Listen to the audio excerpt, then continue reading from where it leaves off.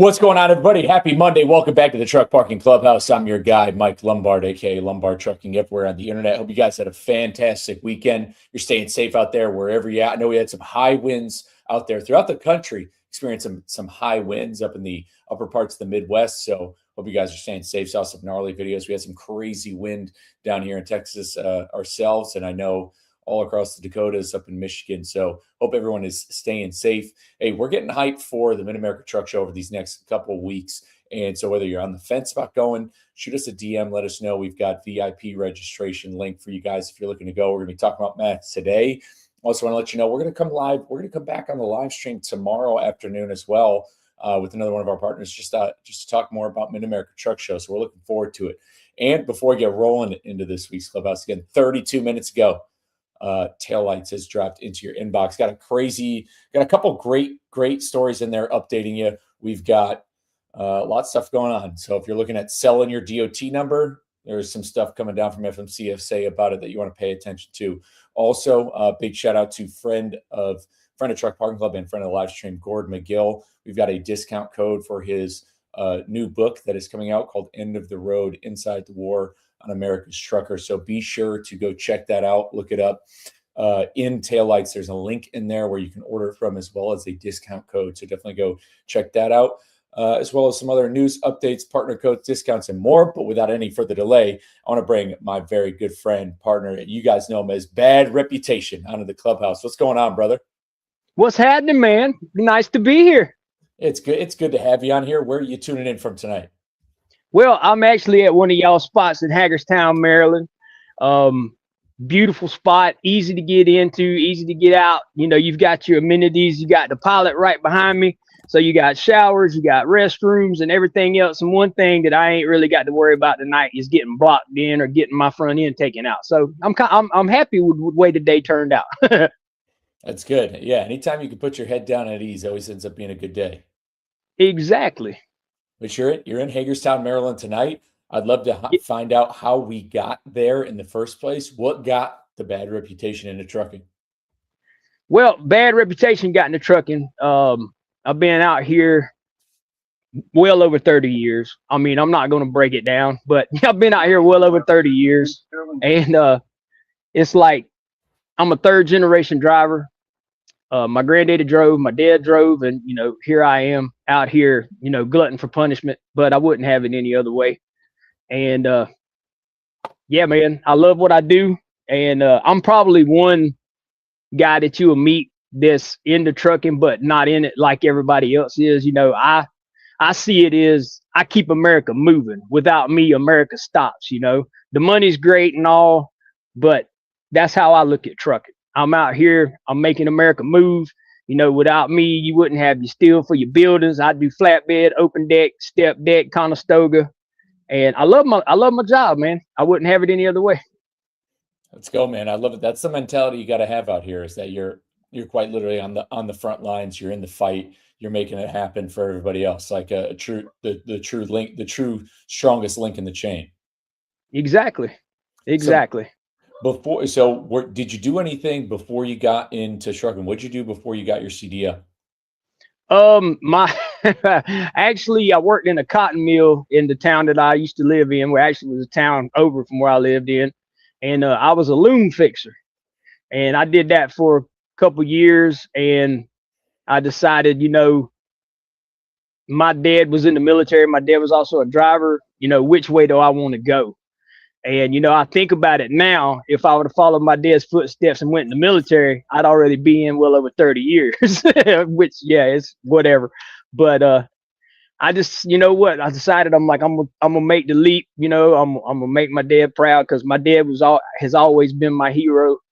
And got to looking into things. I had a real good friend of mine.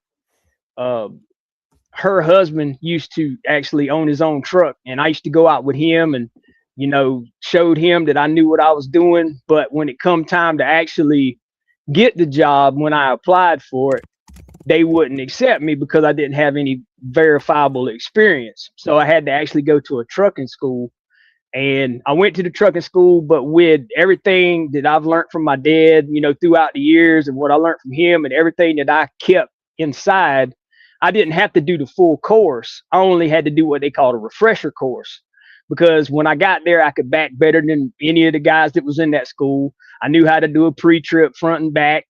Um, so she's like, man, we don't need you for the whole course, just do a refresher course and we'll get you your diploma. And, you can take that and, show who you need to show. So, yeah, I did a 2-week thing there at the truck driving school in Augusta, Georgia, got my diploma, and got hired on with a local company at first, hauling like heavy equipment, because that's what my dad did. He was open deck, so definitely got to follow in his footsteps. And yeah, man, just been at it ever since. And funny thing is all the years that I've been out here, I've only had 5 truck driving jobs throughout that time. So, when I find a job, if I like it, I stick with it unless something happens. Yeah, that's it's a more rare thing in the industry, at least you hear nowadays, between companies with whether, and it's a double-edged sword. Sometimes, drivers like to try new things, but other times companies aren't treating drivers that well. So 30 years having only five different companies is a pretty good, it's a good track record. It means you found some great places to work. Yes, sir. Yes, sir. And not, and when it comes to certain things, I would look at it like, okay, I know this is the trucking industry. So a lot of the guys look at things and be like, man, I don't want to, they're doing this and they're doing that. But, it's the industry. It's how the industry is. It has its ups. It has its downs. And, you'd have people leaving for just the goofiest reasons and, keep their turnover rate super high. And I'm like, I'm not going to be that guy. If I find it, and unless they do something majorly wrong. And 2 of the companies that I work for actually went under. And that's what made me move to another company. But the company I work for now, I'm home every weekend. I get to see my wife and my little boy every weekend. I've been with this company almost 5 years, and everything that they have said has been true to the game. Like, they've not tried to put the hook in my mouth, lying to me, like when the recruiter called and I talked to her, everything that they said was on point. And I love that. And I probably will retire over here where I'm at, because I love the family atmosphere. I love how I'm treated. I'm not a number, I'm a name. I do a lot of things, for them. I do videos, safety videos and things like that for them.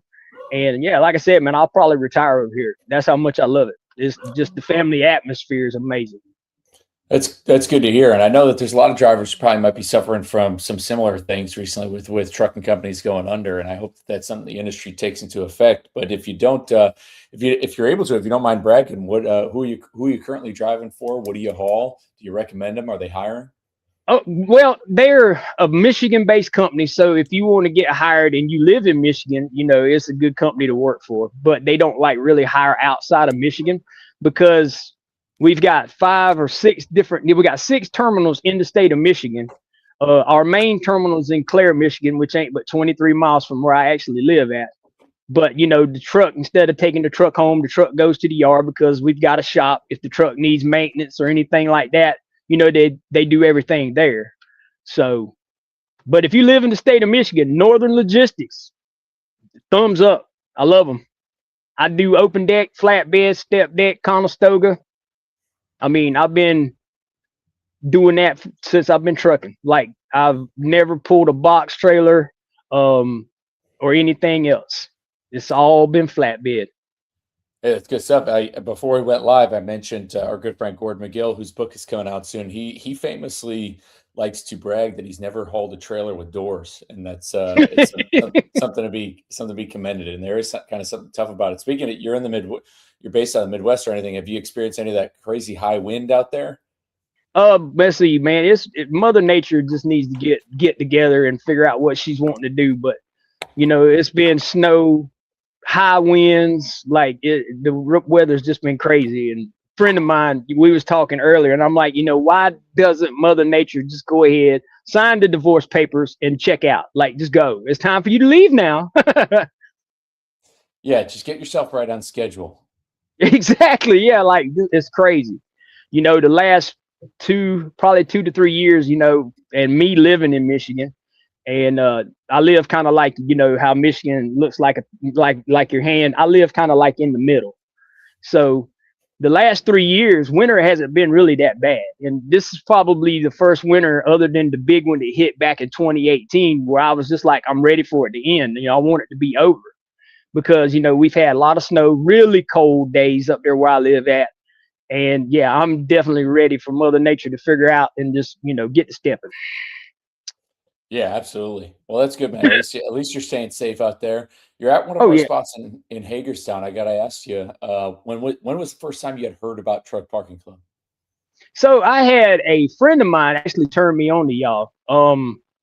I delivered an oversized load down to Corpus Christi, Texas, and they said that they quit at 3, but they needed the load, so they stayed there till 5. So I get unloaded. It's like 6:30 in the after, 6:30 coming into the evening. So it's starting to get dark, and I had him on the phone. And I'm like, man, because I was headed up through Victoria, Texas, and I know there's maybe like 2 or 3 like mom and pop stops. They're not like a lot of parking.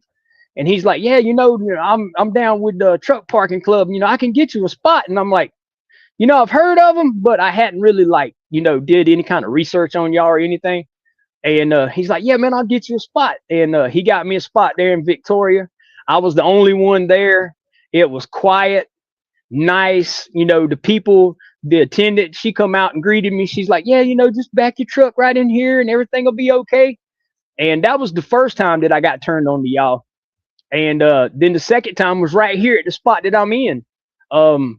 I had got a reserve spot from the pilot, but when it comes to that, man, it's hit or miss because I got in there and there was no place that I could get into. There was already spots taken, and I called him again. I said, hey, he goes, let me guess, you need a parking spot. And I was like, yeah, man, help me out, bro. And he's like, all right. He said, where you at? I said, I'm in Hagerstown. He said, where at? I said, I'm actually at the pilot. I said, I'm fixed to go in and get my money back because, I had reserved a spot and they were all taken up. So I was like, I'll just go in and, basically bitch and complain and whatever. But I wound up missing out on, the money and whatnot because whatever. And he's like, yeah, man, there's a spot like right where you're at. And he shot me the code and everything. I come in here. And after that, I was like, you know what? Truck Parking Club is where it's at. So yeah, man, y'all are definitely on my radar. No, that's good to hear. It's good that it's been a good experience for you so far. So down in Hagerstown and anywhere else. I know you're home weekly, so it's just when you need it, you have it. A peace of Yeah. mind. Again, one of the things you mentioned is not getting blocked in. I mean, you've been out here 30 years. What are some nightmares you got caught up in? Like because the parking has probably gotten bad ever since you've gotten out here. What are some times where you had some issues like finding parking or having or just any sort of problem? Okay, so there's like here lately, man, it's like every man for himself, every to me, and I'm just being me, I'm gonna be frank. Entitled drivers think that they can park anywhere. Like just, they're gonna do this and block you in. I had one load that I was under that I had to be there at a certain time. It was what they call a JIT load. It's a just in time. You had a certain amount of time to get there. You had an appointment, and if you missed it, that was it. And I was at the pilot in Nitro, West Virginia, which is a little small pilot. I mean, anybody that's been out here for a while knows that pilot is real small. Matter of fact, going in and getting fuel is a nightmare. And I had a reserve spot, but throughout the night, and I was planning on leaving at 3 in the morning. Well, I got up at like 2:45, was fixing to start my clock. But I've got 3 to 4 trucks deep parked in front of me because it's an open area. And I'm like, but there's signs up to say no parking and everything else. Well, I went in and got one of the attendants. I said, hey, I'm out here in one of y'all's reserve spots. I said, and I need to get out of here. I said, and there's 4 trucks, at least 3 that's blocking me into where I can't make the swing to get out. Oh, yeah, yes, sir. We'll get out there and take care of it. Well, he had 2 of his attendants out moving trucks. But it took him probably 30, 35 minutes to get them trucks woken up and got them to move. And I'm like, when I use y'all, I don't have that issue to worry about. I mean, open area. Like I said, man, y'all are definitely on my radar. And then I had one spot where I was down in South Carolina, same scenario. It's all open next to the scale. But by the time I got up that morning, they were 4 or 5 deep. I'm like, y'all just think y'all can park anywhere. I mean, I know parking's scarce and I get that, but that doesn't give you the right to just, block people in.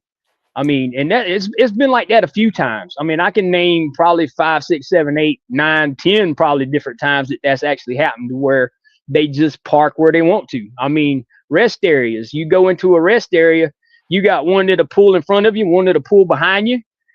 And it's like, well, how am I supposed to get out? Like, this makes no sense. But, I see, like, I've been watching some of the videos that people have been posting at some of y'all's lots and everything. And I'm like, that's the bee's knees right there. I mean, you get a spot, you ain't got nothing to worry about. You get in, you shouldn't have no problem leaving. Just like when I leave out in the morning, I got my ticket. You take the ticket, scan it, bloop, arm raises up, out I go. And don't have to worry about anything. Well said, man. That's good. That's good stuff. And you're absolutely right. And what stinks is that, there are drivers who park where they're not supposed to. A lot of times it is just out of either necessity with whatever's going on. But still, I mean, I've been in situations where no, I'm not going to block anybody, especially because if you're parking after somebody, odds are they're going to have to leave. So you're going to get your door or something banged on. It never ends well when you end up having to park or block somebody in. But you're absolutely right. And hopefully, as we keep adding locations, that becomes less and less of an issue for anybody. But kind of switching gears into the good stuff. Number one, how did you get the name Bad Reputation? So, all right. Me and a friend of mine. So back in the day, so when I became an owner, because I was like, you know what? I want my own business. I want my own truck. So I went and got my own truck. Well, being the fact that I had my own truck back in the early 90s, the large car days, quote unquote. I used to love back when Ohio used to have a split speed limit. It was 65 for cars, 55 for trucks. And for some reason, I loved to run the front door going through Ohio.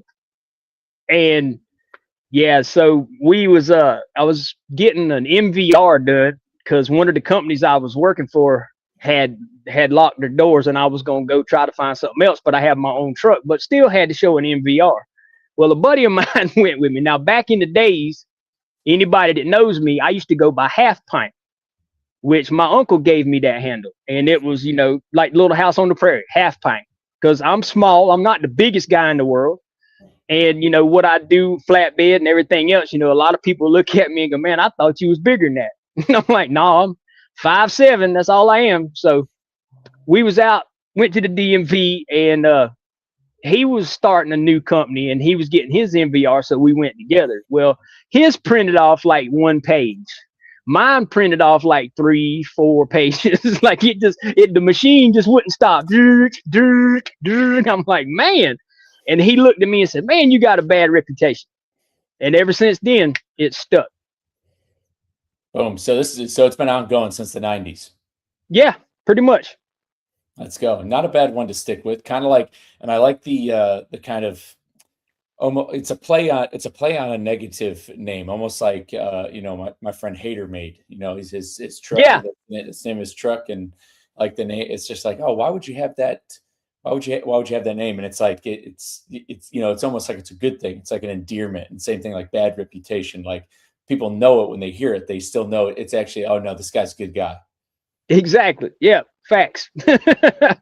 Yes. Big shout out Lloyd Howell tuning in the live stream. Good seeing you guys bad weekend. Good seeing you as well out there. Hope you're going to Mid-America Truck Show, which, speaking of which, Bad Reputation, you have said you're going to be at Mid-America Truck Show. It's not that we're less than 2 weeks out now. So I'm excited. Yes, less than 2. Yes, sir. I can't wait, man. When I went last year, I had a ball. Me and the wife went. We took our little boy with us, and then he brought one of his cousins with us. And it was kind of like we couldn't move around a lot because we had the kids to worry about and everything. But this year we're going, and it's just gonna be me and her. So I'll definitely get a chance. And me doing mental health, especially being on TikTok and whatnot, I get to meet. I met a bunch of my followers last year, and I know a bunch of them's gonna be down there this year. And just to actually meet and interact with them, to actually see me face to face. It's kind of like a celebrity kind of thing, which it feels weird because I'm not a celebrity, but everybody knows the pink beard, bad reputation, it's your boy, my catchphrase. But yeah, man, Matt's is I love going down there just to hanging out with them and seeing friends of mine. Like I said, man, Truck Drivers of American Charity was there last year. Brothers of the Highway was there. So yeah, man, it was definitely a good time, and I think I'm gonna have another ball this year. So Absolutely. I mean, it's just like what's great about this industry is for as connected as it's gotten through social media over the past years, you go to how many it was last year the first time you had gone to Mid America? yes, last year was the first year for Mid America. And it's like, so it being the first year, I mean, you've been in this industry for 30 years, and every year you meet more and more people. And then finally, and I've been going to Matt's for the past 4 years. And so it's just like each year you start to meet more and more people, especially through the internet, just how your network grows.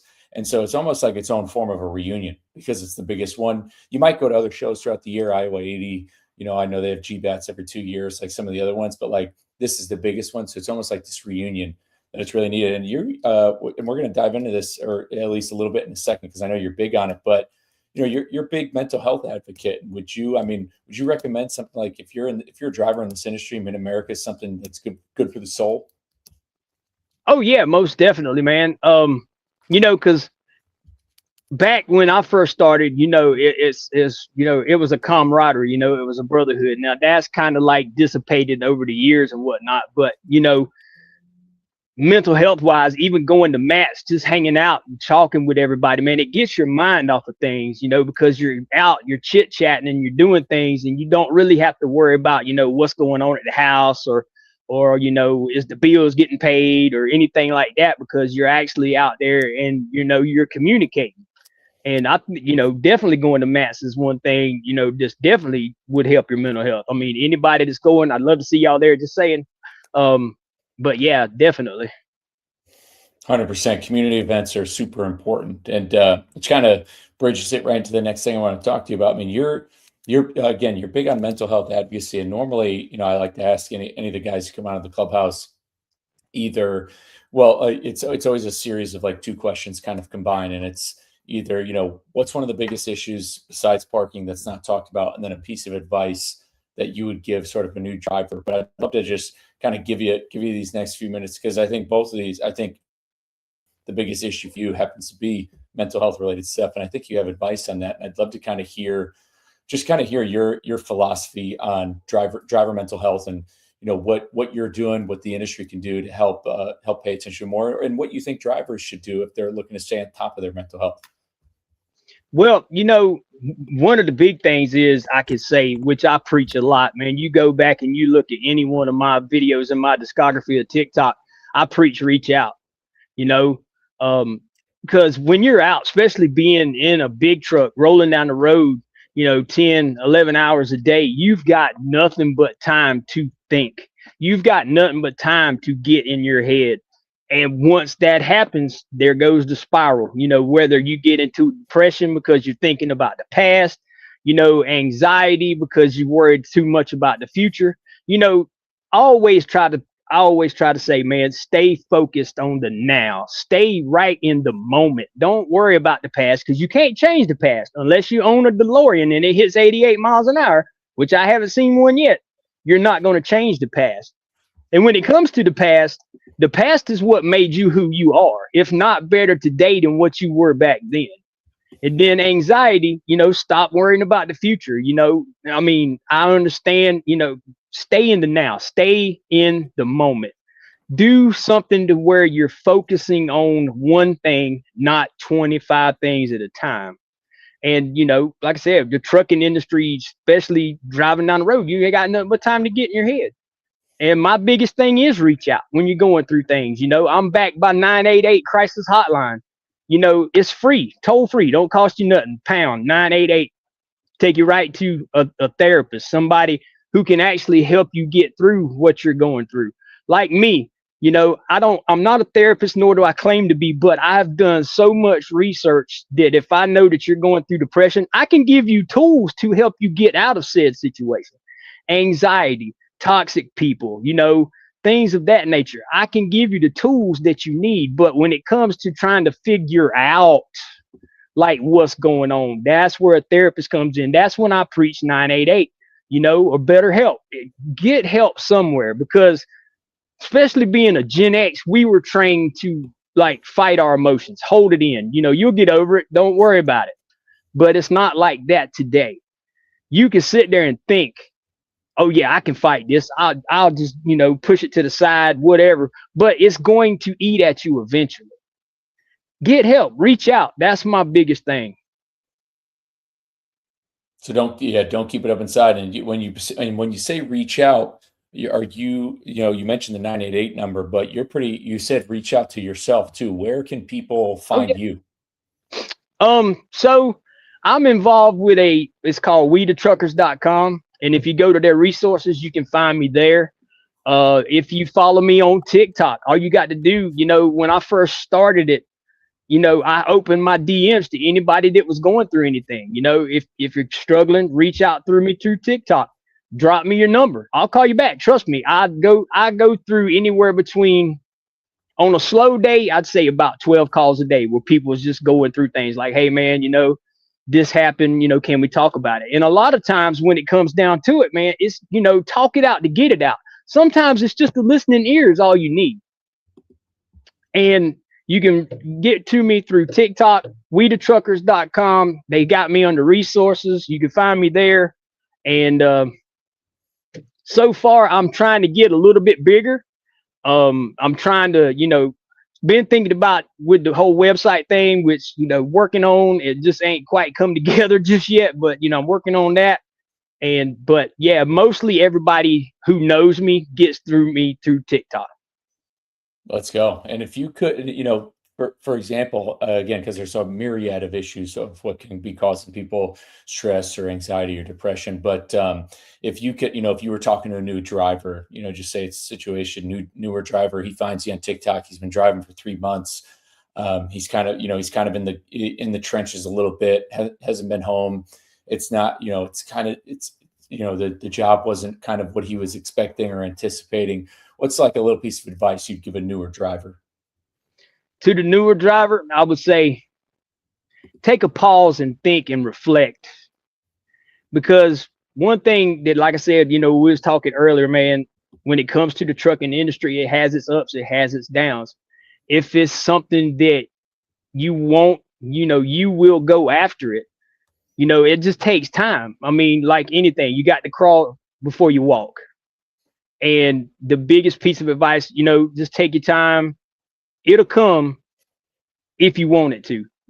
If you want it bad enough, you'll fight for it. If it's something that, when it comes to like getting home, especially to a newer driver, getting home is like a special thing. I requested to be home, and I should be home. And that's true. And I get that. A lot of big mega carriers can probably make that happen because you do what they call switch outs, swap outs. You'll swap below with this driver to get you to here, then you'll swap out with him, and then whatever.